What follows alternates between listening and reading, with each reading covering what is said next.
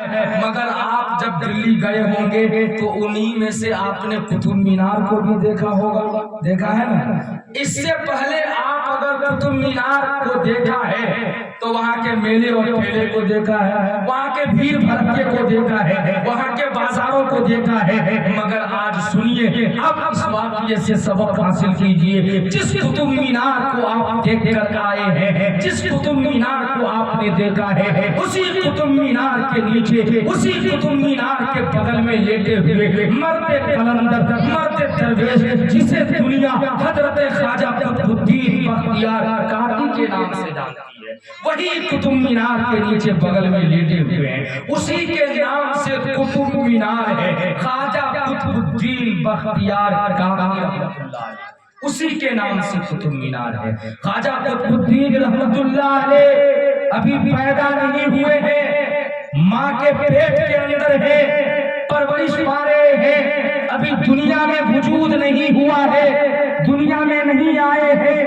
کہ اس کے باپ نے اپنی بیوی یعنی خواجہ قطب الدین کے ماں سے کہا کہ میری بیوی، اے میری شریک حیات، یہ جو تمہارے پیٹ میں بچہ پل رہا ہے، اگر یہ پیدا ہونے والا بچہ لڑکا پیدا ہو تو تم اس کو حافظ قرآن بنانا۔ باپ وصیت کر رہا ہے، میں دنیا میں رہوں یا نہ رہوں، تم میرے بیٹے کو حافظ قرآن بنانا۔ اللہ اللہ، خواجہ قطب الدین پیدا ہوئے ہیں، ایسے وقت میں پیدا ہوئے ہیں کہ اس کے باپ کا انتقال ہو چکا ہے، اس کے والد محترم کا گزر ہو چکا ہے۔ خواجہ قطب الدین پیدا ہوئے ہیں، بڑے ہوئے ہیں، 10 سے 11 سال کی عمر کو ہوئے ہیں، اس کی ماں کو خیال آیا کہ اس کا باپ تو اس دنیا سے چلا گیا، مگر اس کے باپ کی وصیت تھی کہ پیدا ہونے والے بچے کو حافظ قرآن بنانا۔ تو ماں سوچتی ہے کہ میرے شوہر کی تو وصیت تھی، میں اپنے شوہر کی وصیت پر عمل کروں گی، جیسے بھی ہو، جس حال میں ہو، شوہر کی بات ہے، شوہر کی وصیت ہے، میں کیسے کاٹ سکتی ہوں؟ اللہ اللہ، خواجہ قطب الدین کی ماں ہے، اپنے چھوٹے سے بچے کو پکڑتی ہے اور پکڑنے کے بعد دلی کی سرزمین پر چکر کاٹ رہی ہے، دلی کی سرزمین پر چکر کاٹ رہی ہے، مدرسے کو تلاش کر رہی ہے، مسجد کو تلاش کر رہی ہے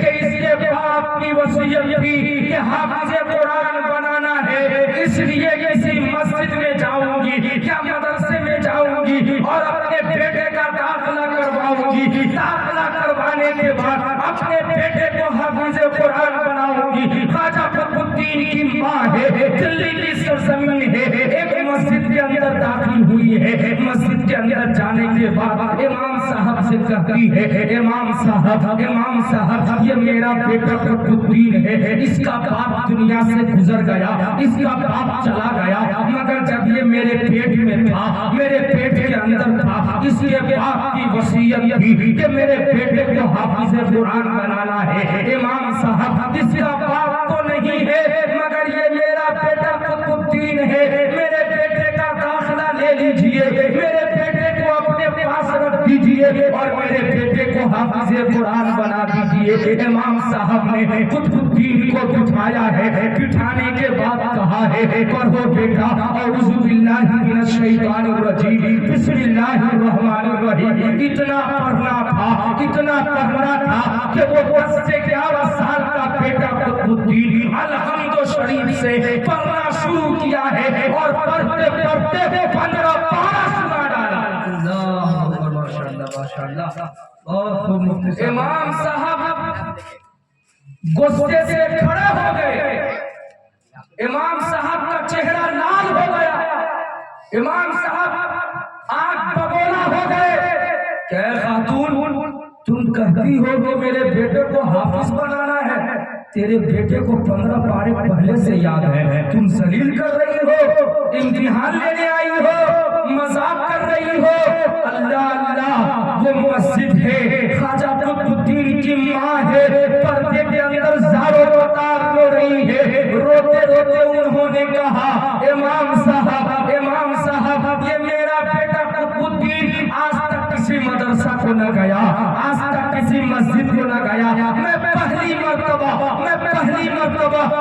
کے پاس لے کر کے آئی ہوں حافظ قرآن بنانے کے لیے۔ امام صاحب مجھے نہیں پتا کہ میرے بیٹے کو 15 پارے کہاں سے یاد ہے، کیسے یاد ہو گیا، مگر ہاں امام صاحب ایک بات ضرور ہے، ایک بات ضرور ہے، وہ یہ کہ مجھے خود 15 پارے یاد ہے، اور جب تک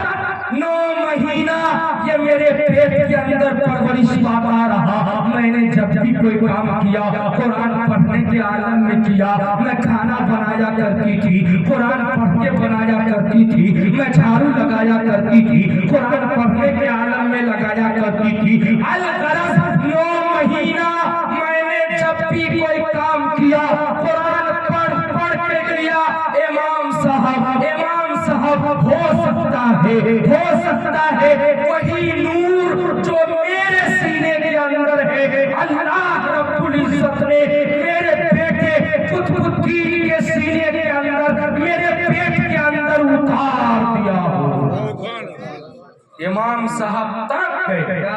اور امام صاحب نے کہا کہ اے خاتون یہی بات سچ ہے، یہی بات حق ہے، جو نور تیرے سینے میں ہے تیرے پیٹ کے اندر اللہ نے تیرے بیٹے کے سینے میں اتار دیا ہے۔ ماؤں بہنوں بیٹیوں یہی کام کرنے کی ضرورت ہے۔ آج بھی اگر ایک ماں اپنی ذمہ داری کو سمجھ لے اور بیدار ہو جائے تو معاشرہ خود بخود اچھا ہو جائے گا، لیکن معاشرے کا حال تو یہ ہے کہ آج کی ماں قرآن پڑھتی کہاں ہے، قرآن پڑھتی کہاں ہے۔ حال تو یہ ہے کہ وہ جو قرآن ملا ہوتا ہے جہیز میں، وہ قرآن کے بارے میں کہا جاتا ہے کہ اس کو رکھ دو کسی طاق پر، پڑھنے کی کیا ضرورت ہے، جب بچے ہوں گے وہی لوگ پڑھے گا، اور جب وہی بچہ آپ کے امام صاحب کے پاس پہنچتا ہے قرآن شریف لے کر کے، امام صاحب کہتے ہیں کہ بیٹا اس پر اتنا دھول گردہ کیوں پڑا ہوا ہے، اس پر اس قدر مٹی کیوں ہے؟ وہ بچہ کہتا ہے امام صاحب آپ کو نہیں پتا یہ قرآن ہمارے نانا نے ہماری امی کو جہیز میں دیا تھا، یہ پہلی بار آپ کے پاس ملا ہے، یہ پہلی بار آپ کے پاس ملا ہے، اسی لیے اتنا دھول گرد ہے۔ اس لیے ایک پیغام جو میں نے آپ سب کے حوالے دیا وہ یہ ہے کہ انشاءاللہ کوشش کریں کہ جیسے بھی ہو جس حال میں ہو ایک روٹی کم کھائیں گے لیکن حلال کا کھائیں گے، اور ماں کے حوالے پیغام یہ ہے کہ اپنی زندگی کو بدلیے۔ آپ کا بیٹا بگڑ رہا ہے کسی اور کے کہنے سے نہیں، گھر سے بگڑ رہا ہے۔ ماں اگر گھر میں درست ہے، ماں کی گود اگر اچھی ہے، ماں کی گود اگر صحیح ہے، ماں بہترین اگر سبق دے رہی ہے تو بچہ خود بخود اچھا ہو جائے گا۔ اللہ تبارک و تعالی کہنے سننے سے زیادہ عمل کی توفیق عطا فرمائے۔ حضرت امام صاحب